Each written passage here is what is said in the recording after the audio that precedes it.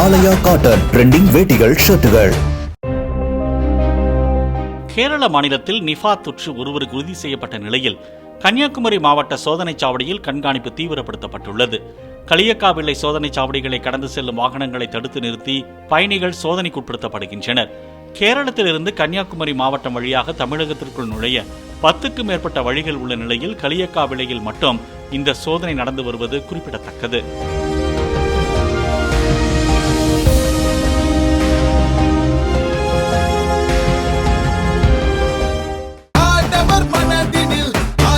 ஆலயா cotton trending வேட்டிகள் ஷர்ட்டுகள்.